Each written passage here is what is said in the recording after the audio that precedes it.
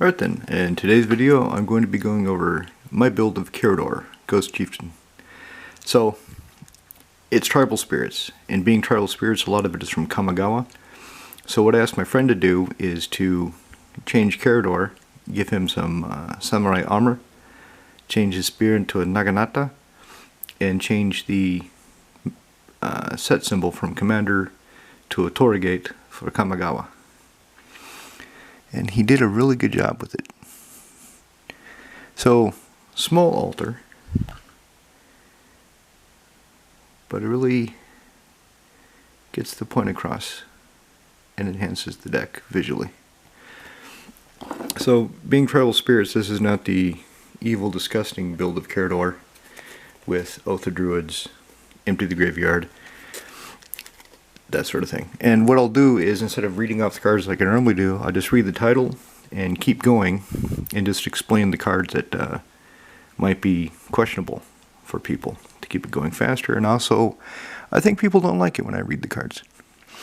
Anyway, so start off with Immortal Sun. So this is in here because I don't have any planeswalkers. So without the planeswalkers, it makes it easy to use this. And which one do I always forget?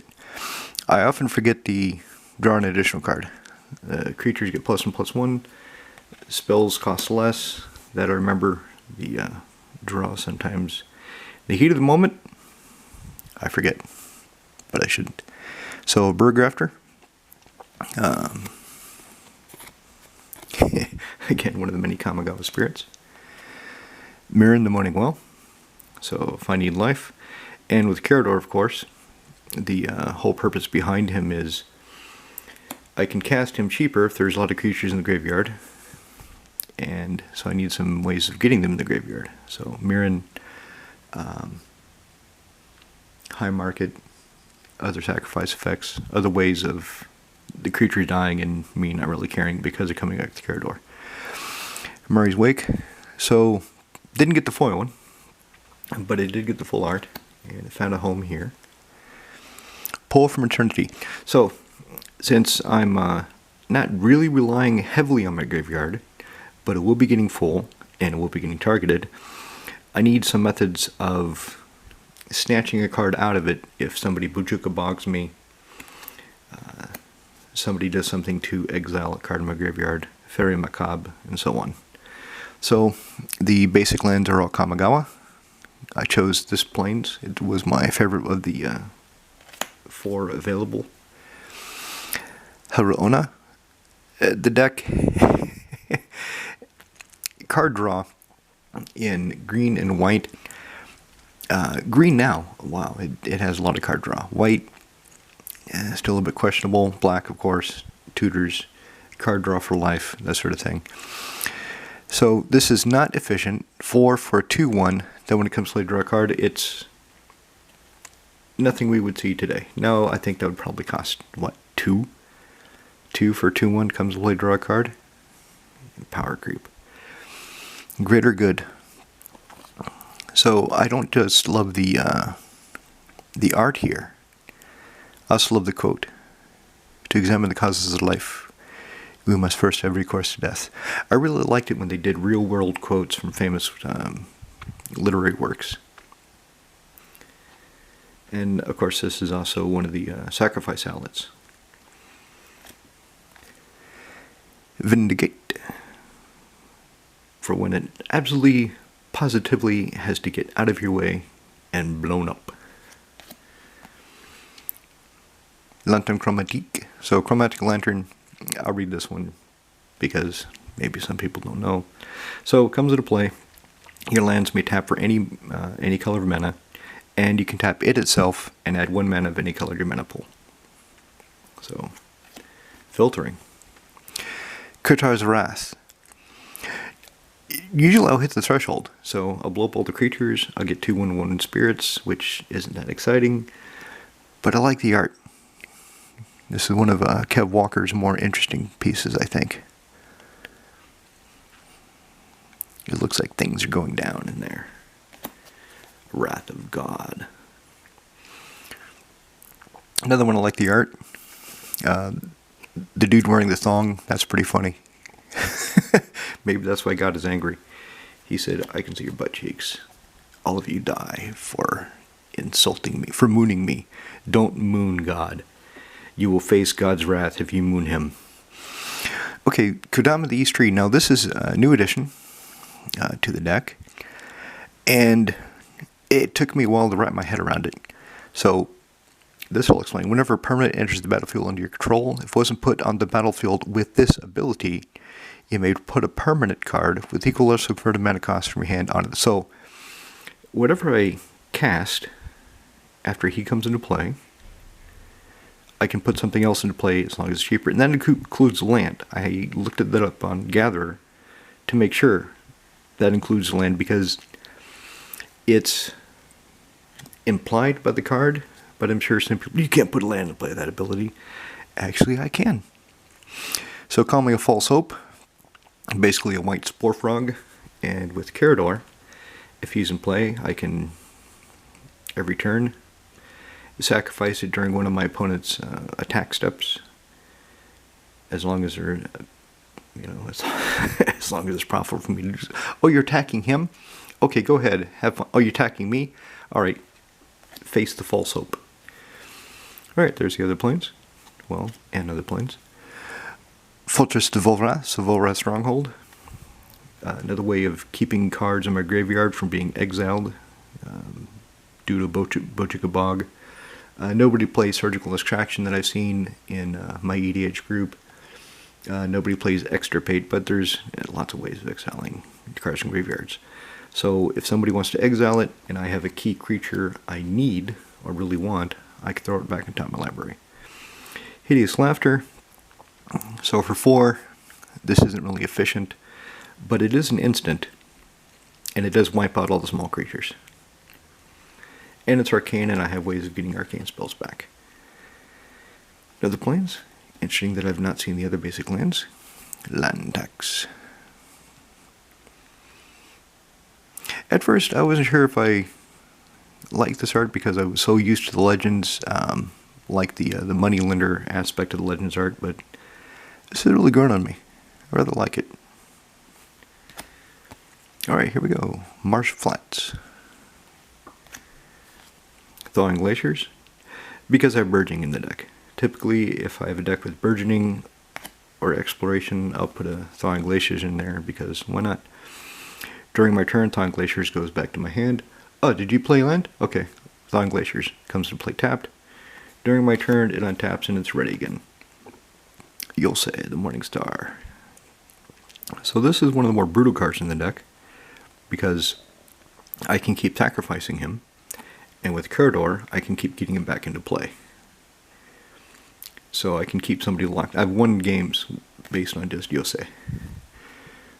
Here we go. So that's the swamp that I chose. The swamps formed a triptych. But this is just the one I like the best. I had to make a choice because I like all my basic lands to be uniform for each type. Here's the forest I chose. Looks like there's a little camp down there. Maybe this is rocks. I don't know, a little house up there. Neat. Be fun to see that blown up and really get the details. Temple de la False Divinity. So, Temple of the False God. If you have 5 lands, you get 2 mana. Murmuring Bosk. So, I don't have any Tree Folk in the deck, so it will always be coming into play tapped, but it always gives me access to my 3 colors. Wear Away. Another arcane instant that I can get back with a couple of methods, and it's just cool. That sword is not long for this world. Vault of the Archangel.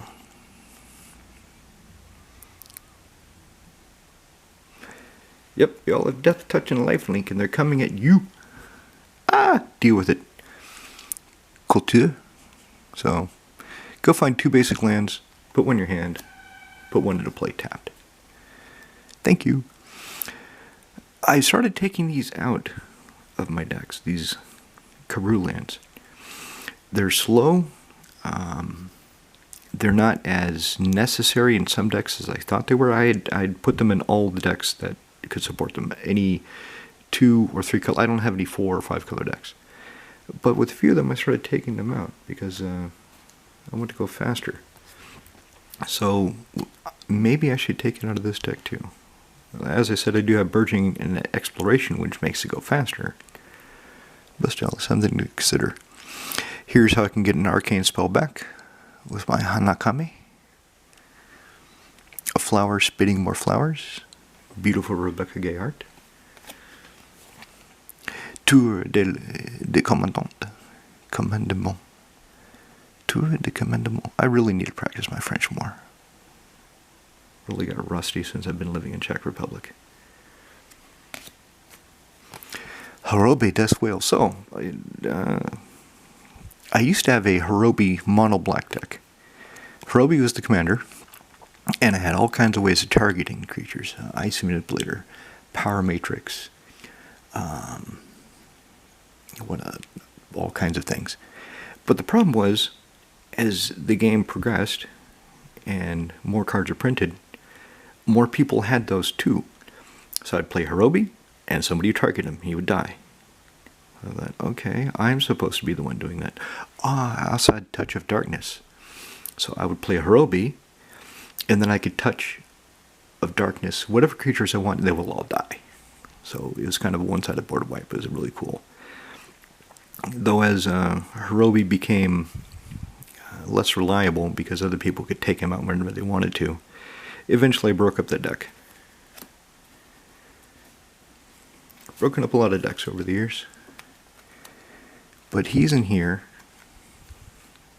and I'll show you what he combos with when I find it. Coffret de la Coterie. So, more coffers. Godless Shrine. Signed by Monsieur Rob Alexander. Thief of Hope. Way of draining my opponents. Although it's just one at a time.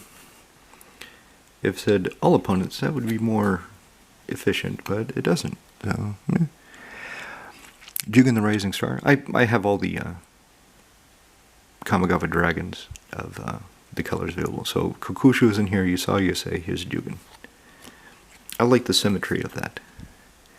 Planar Cleansing. Destroy an online permanent. Boom! When your opponents are absolutely positively playing things that you need to have gone. Alright, Life Spinner. Another one that's, I don't know what he would cost these days. Not 4, that's for sure. 4 for a 3/3 with no trample, no lifelink, no nothing. These days he'd probably at least have reach. And he would cost 3. Maybe even be a 4/4. God knows, they're going crazy with this power creep crap. He's one of the key cards in the deck. So sacrifice 3 spirits. Search my library for a legendary spirit card. So what I would find is Inami, Death Aspect. Put all my spirits in the graveyard, all of them.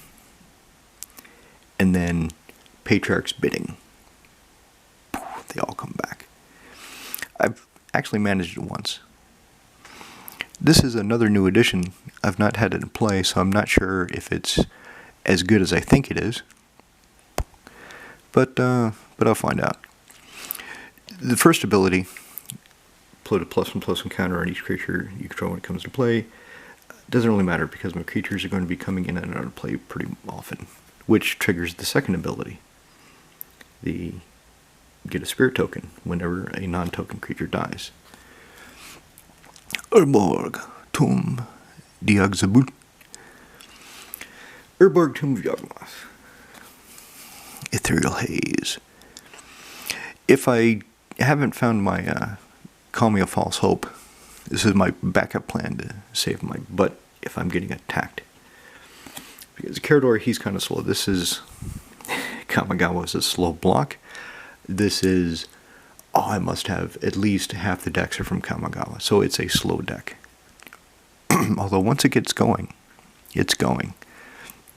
It's too bad this doesn't say artifact or enchantment. But as it is, it's still a way of having something I can sacrifice at will in order to feed my my graveyard, and I can always get it back to Karador. So, tempt with discovery. Tentation de la découverte. This always works.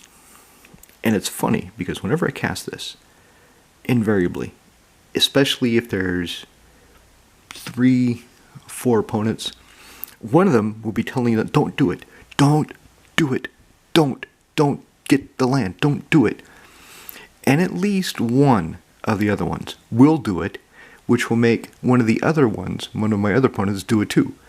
So if I have 4 opponents, I'm pretty much guaranteed 2 lands, in addition to the one that I'm going to find anyway.